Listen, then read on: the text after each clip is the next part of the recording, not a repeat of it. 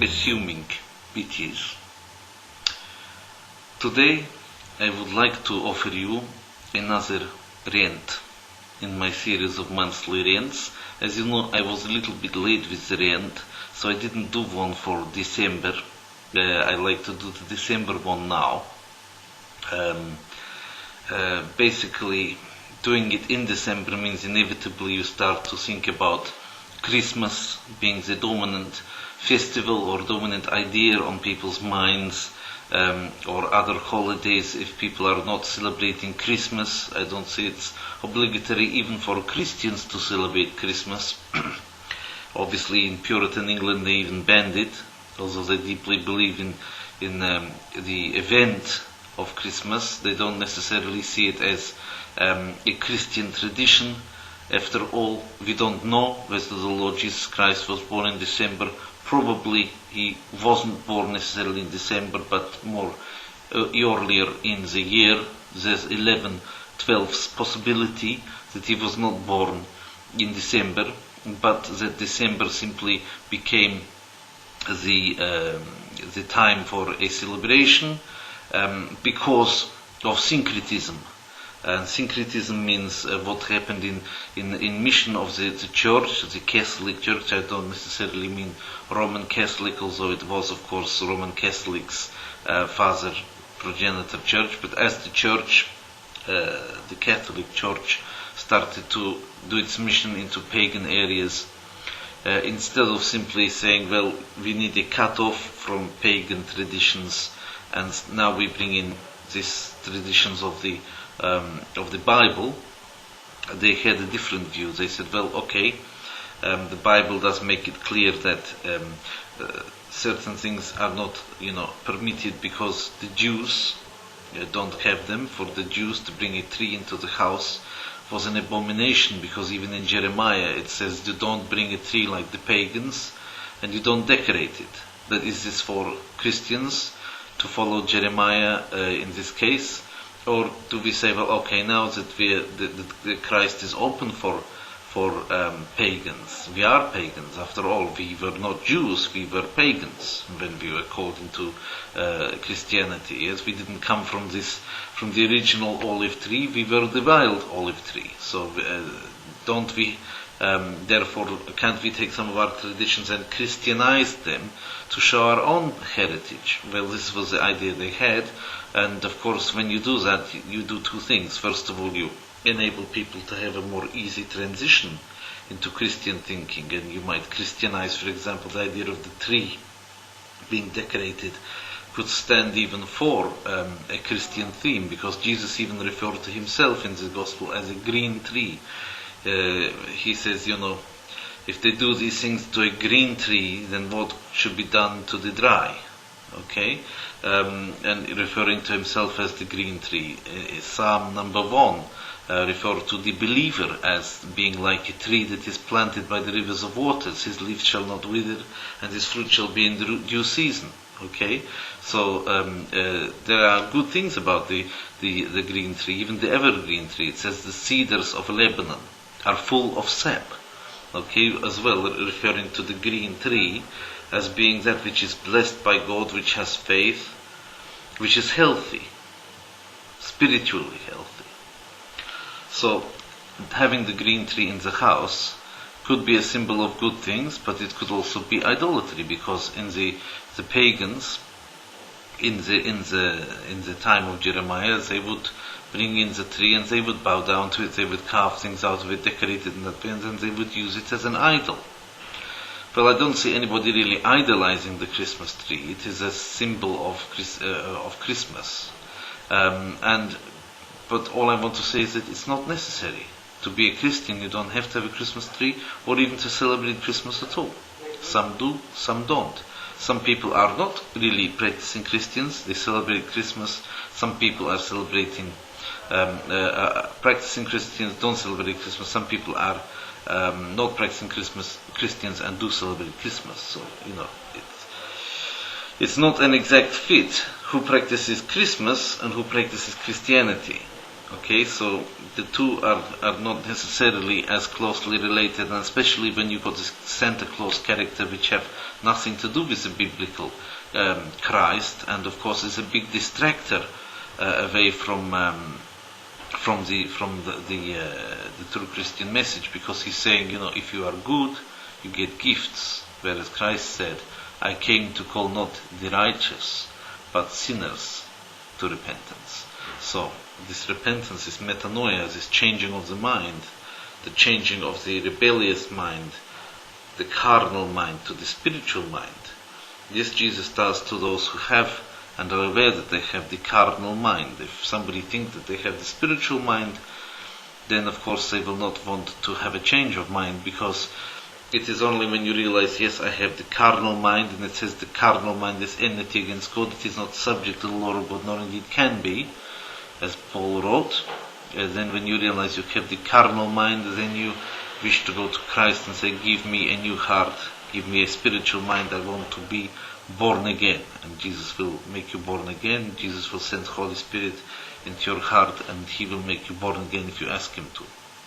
Anyway, I didn't want to talk about Christmas just because it's December end. I wanted to talk about something a little bit tangential to Christmas in a minute, but I have to just warn, I can't talk too long, because today, this morning, because I'm not doing it in December actually, like I say, I'm late with the rant. So it's actually April, and it's not April the 1st, because reading this in the Telegraph this morning, you could really think it was April 1st. Let me just read you what this article says. By Lewis Carter, Deb could collapse as video demand source. I think it's a comedy, really. Telegraph.co.uk this morning of the, the 7th of April. This is a headline. The internet could grind to a halt within 2 years under the pressure of booming demand for online video, experts have warned. This is always the weasel term of junkalists. This is my word for careless journalism. It doesn't say who warned, although there's people quoted later on, but these experts have warned businesses. You always have to watch out when you read an article and it says experts do this, experts did that. Who is it? Who was it? Yeah? Later on we see somebody being quoted in a minute, but he's not actually saying what the internet could grind to a halt. In fact, he says the opposite.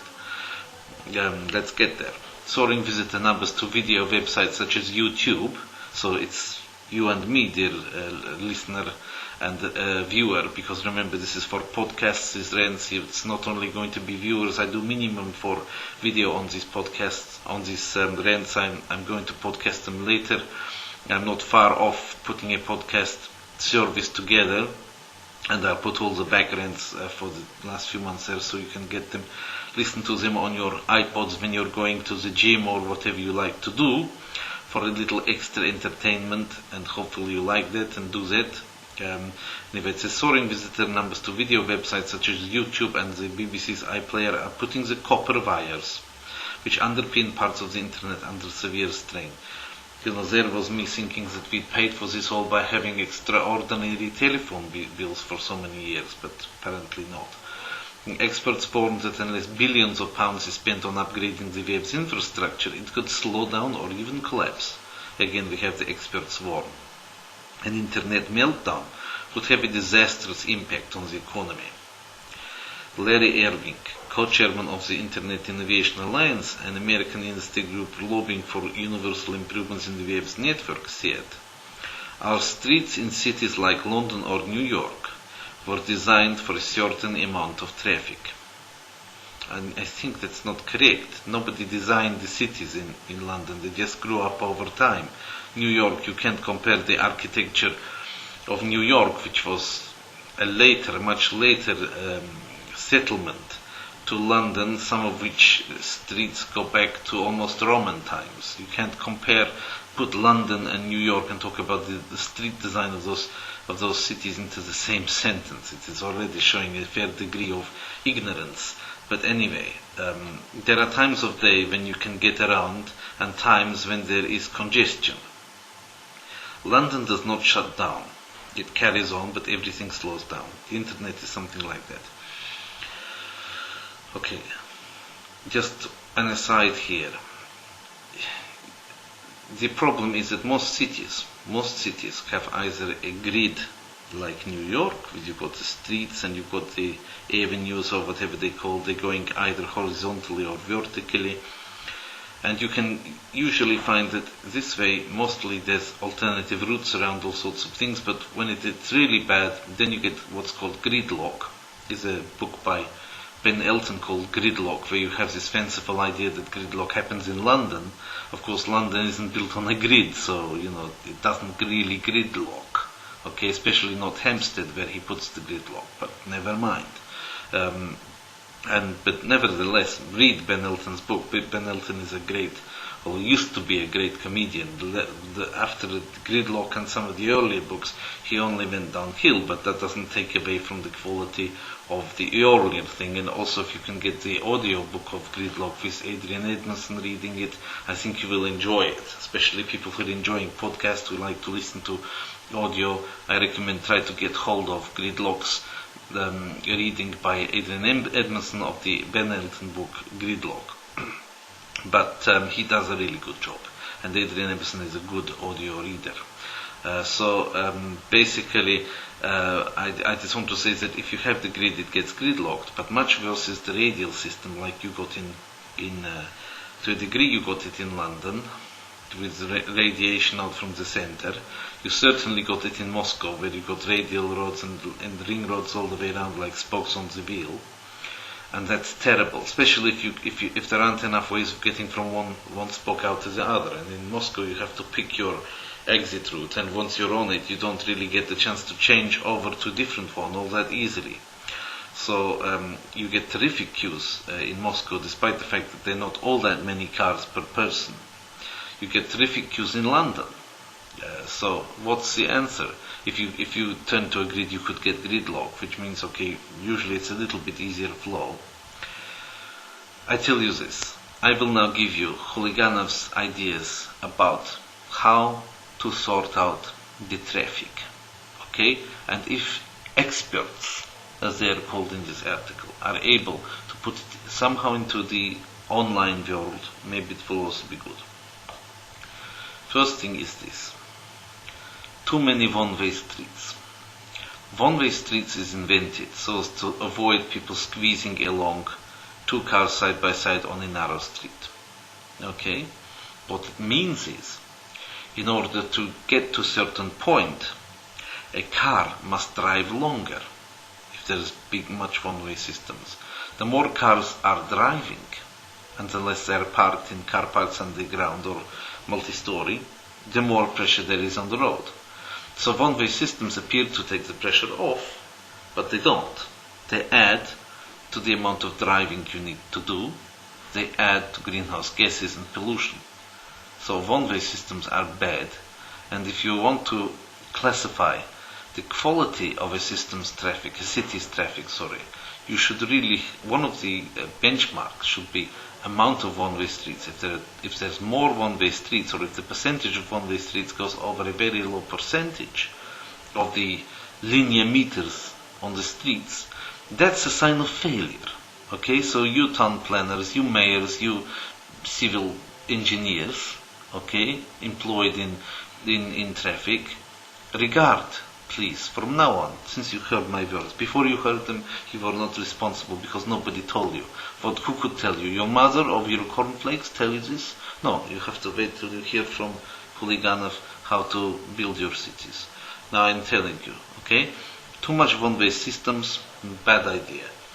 Wasting petrol, time, money, everything wasted. One-way system, not good. Try to minimize. Okay? Try to minimize one-way systems. Almost better not to let traffic go to the street at all, and leave for maybe public transport only, than to have one-way system and pedestrians, cyclists, what have you, than to have one-way systems. Better have fewer roads, but have them going both ways. Other thing is traffic lights. Traffic lights means that the road which is there, which is obviously the use of a lot of work to make the road, it's space, which in cities is always at a premium. These roads, okay, are always put into difficulties when you have traffic lights, because in traffic light systems, it's like government control. Somebody you can see, usually robotized, okay, which is completely ignorant of situation on the road, makes red light, and everybody stop. They stop for the period of time which is programmed into system. Could be, I don't know, maybe 10 seconds, maybe half a minute, maybe a minute. You get some which are really seem quite long. And while you're sitting there, okay, then the other side goes, because they receive the green light. In the meantime, there's always that few seconds of delay where nobody goes. So let's imagine you got nobody over there on that side. Well, perhaps you could think up some very intelligent traffic light system, yeah, where if there's more people needing to come this way, they get a longer period. Sometimes people program it so it's longer here and shorter there. But nevertheless, you're always going to find with traffic light systems, you have to stop, because it's an order from above, from, the government person who put the traffic light there, or private companies that got told by government to put it there. You have to stop, you have to wait, whether somebody's there or not.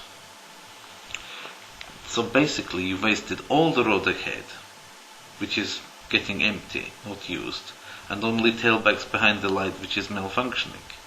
And the minute that there's any kind of power cut, you get complete chaos. Haven't anybody noticed that where you have a roundabout, a normal traditional UK style roundabout without any traffic lights on it, and the height of stupidity is to have a roundabout with traffic lights on. That's typical Polish. Sorry to insult you if you're Polish looking at this, but most Polish people would be as irritated with certain things in Poland as I get. It's typical to look like you got the free market system but still have too much government control. Yeah? It's part of the life, I think, not only in Poland these days. Because that's what it is. The roundabout signifies freedom and the responsibility for the individual. You have to look, if you got a freedom to get onto the roundabout, then you get onto the roundabout and you come off it with priority. You don't have priority getting on, you get priority going off. But you have to look, and you go around in a certain direction, which is the opposite way round in the UK and the opposite way round in the continent, except if you're in Hemel Hempstead, which have got two-way roundabout, but that's what it is a series of mini roundabouts in a big circle. In any event, the roundabout means if nobody's there, then automatically you go. If there's a lot of people going on the other side and you don't have much problem there, much on your side, then you probably find you waiting longer. But it's automatically made fair. Automatically, it's like a game of cards where automatically everybody ends up being treated fair. Regardless of the time of day, it's very flexible. It puts a choice back onto the individual.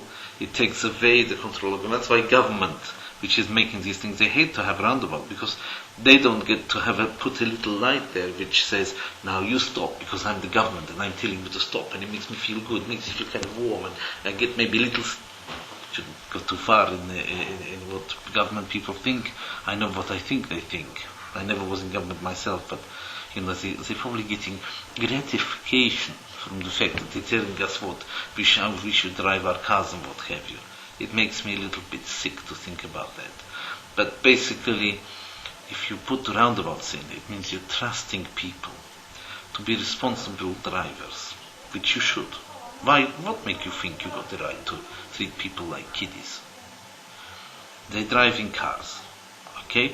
That's already a big responsibility. Let them have the roundabouts, so that the road space doesn't get wasted. I know a roundabout take a bit more space than traffic lights, but afterwards you're saving misuse or under-optimal use of all the other roads, because everything is flowing freely and according to how it should be. You don't waste electricity on keeping traffic lights running 24 hours a day. You don't need any electricity at all to power a roundabout. All you need is a roundabout. So, what's the difficulty there? Why can't you do it? So, another benchmark for good city traffic management: number of roundabouts without needing of any traffic lights. Okay, fewer one-way systems,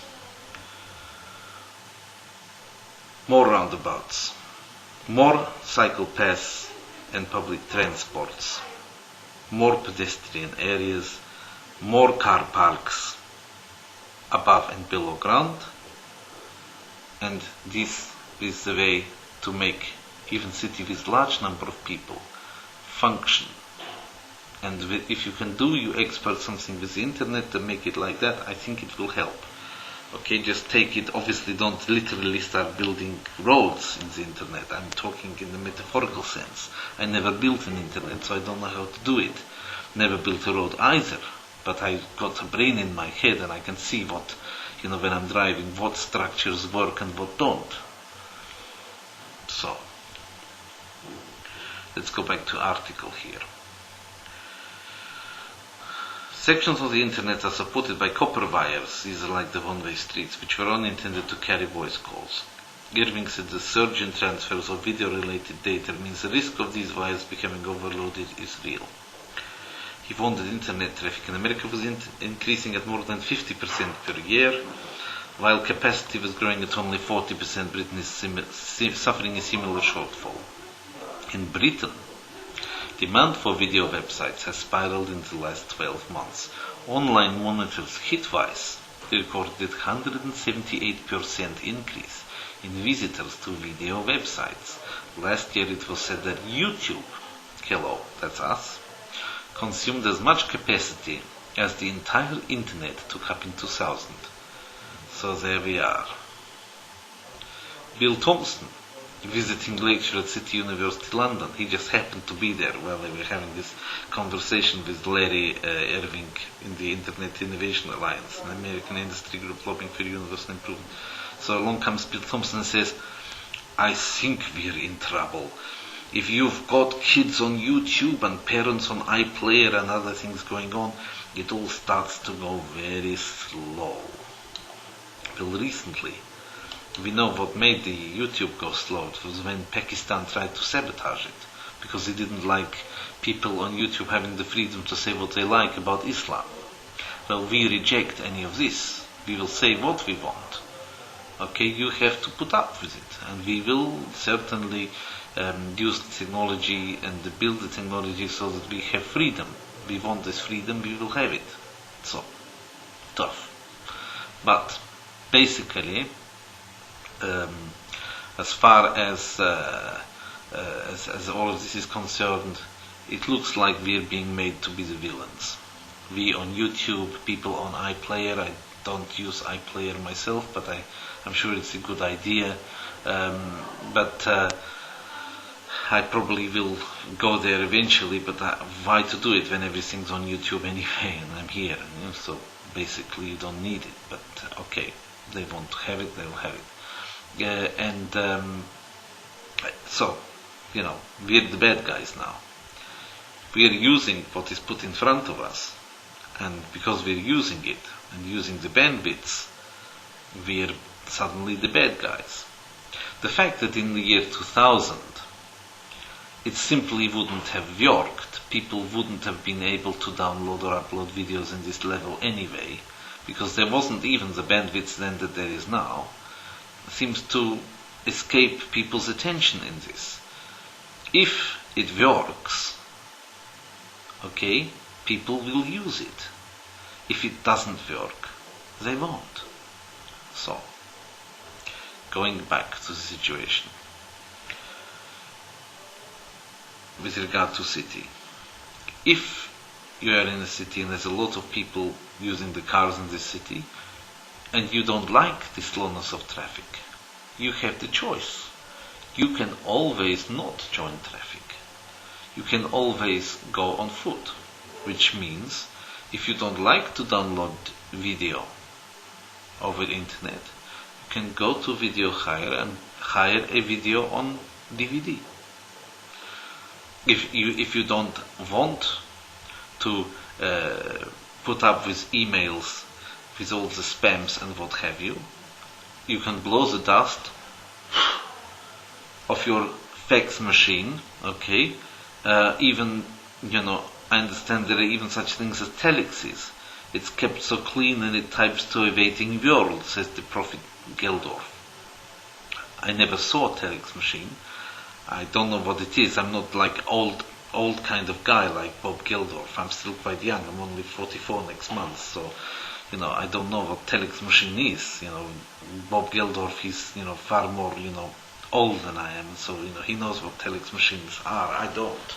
I never saw one. I wouldn't. If somebody came and showed me a telex machine and say, look, it's kept so clean, it can type to a waiting world, I would say, okay, but I don't know how to use it. Sorry, give me something more, modern, because I can't use this telex anymore. But it's there. If you don't like to make emails, if you say, oh, spam's too much for me, I can't handle it, you don't have to. You can always, if you like, you can get some tribal drums out and boom, boom, boom, boom, boom, boom, boom, and somebody, might, I don't hold your breath for it to happen, but somebody might pick them on further so that the person eventually gets it all in the end. But, you don't have to be part of internet and email and all these things if you don't want to. Nobody's forcing you to. Not unless you kind of want any services like having a visa or getting a passport or any of these other things where nowadays you must go online, otherwise you can't do nothing. Nobody other than that is really forcing you to use it if you don't want to. My mom and dad, God bless them, they don't have it. They don't have computer. They switch on television and watch television. And that's becoming complicated enough, isn't it, these days? So, but if you're going to criticize us, the online video sharing community, why are you not saying anything about the spammers? All spammers do is they invade people's privacy. This video, as far as I am aware, isn't invading anybody's privacy, except maybe the privacies of the journalist who wrote the comment in the Telegraph. He might say, oh, what you're doing, reading out my article, people should have read it in the Telegraph. Don't worry, they won't understand my accent, so they'll go to Telegraph and read your article anyway, so don't worry about that.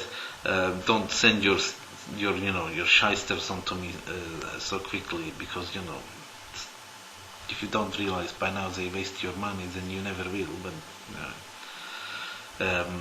let's just read your article to the end, since we started it.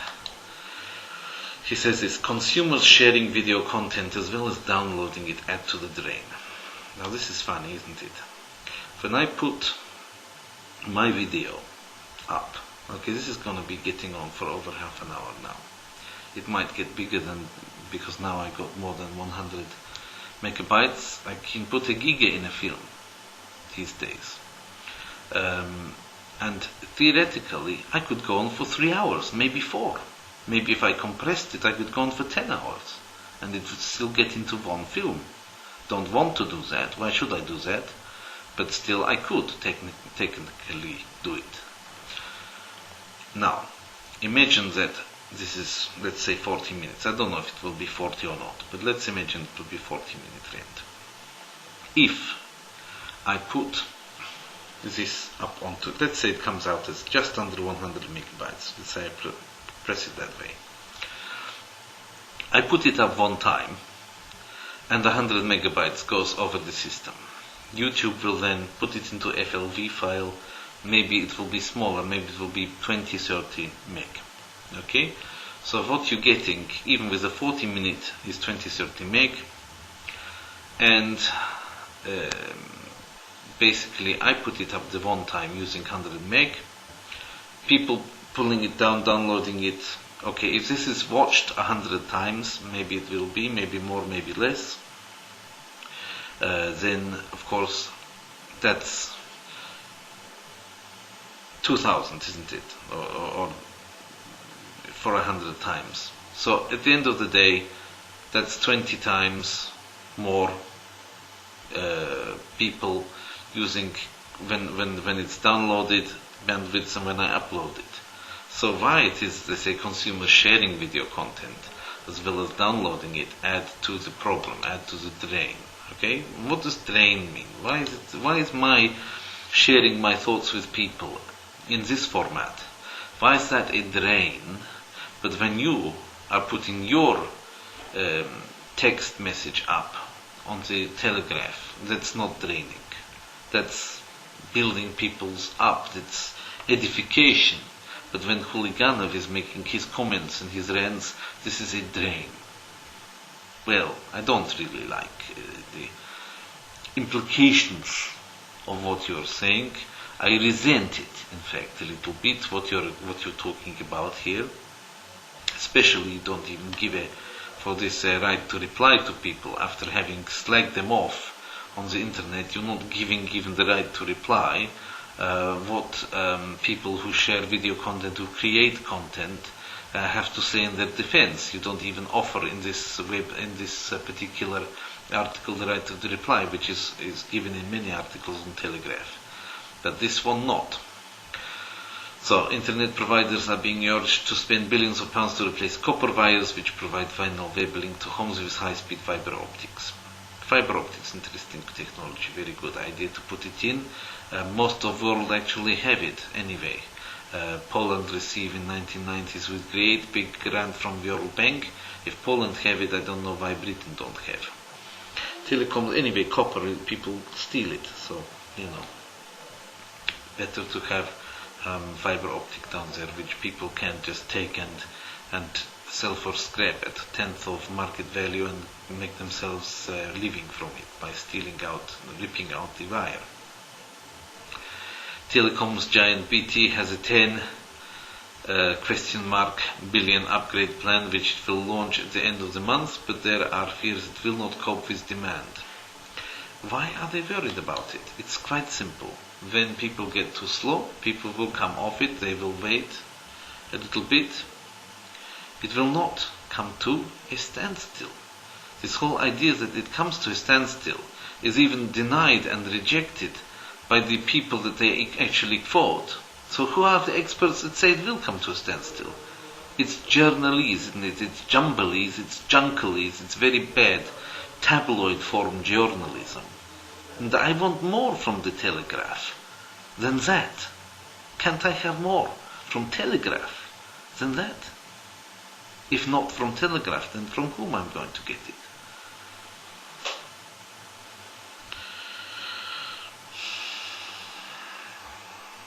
I'm going to I got a blog on the Telegraph, and I'm going to make a link to this film from it, and maybe get some Telegraph viewers to look at this rant and say what they think about it. And we'll see how we go from there. But I don't really like the tenor of this article at all. But it's not even what I wanted to talk about. It's December's rant, although it's not December, so I should have been talking about something else. But April is with us already, and I might do that other one for April's rant, since I got a topic to talk about, which I thought I'll talk about in December. But this article here about us here in YouTube destroying the internet, cutting off the branch on which we are sitting by our own greed for bandwidth, it got my goat this morning. He's smearing us. He's not even telling us who it is that's giving him the data to support him smearing us in this way. And why is it that his form of using internet is valid and ours isn't? Just because we got our faces up and our voices up, and he just has his words. Anybody can write. I know I can. Okay, a lot of people can't spell, that's another matter. But, these days on the internet, it's a luxury if somebody can spell, let's be honest. But, not everybody can produce cogent argument unscripted and react immediately to what is in newspaper and offer it to the public. If you can do this, what's your name again? If you can do this, Louis Carter, then by all means, make a video response. I want to see your face I want to see your face and your voice defending your article, attacking us for using the bandwidths.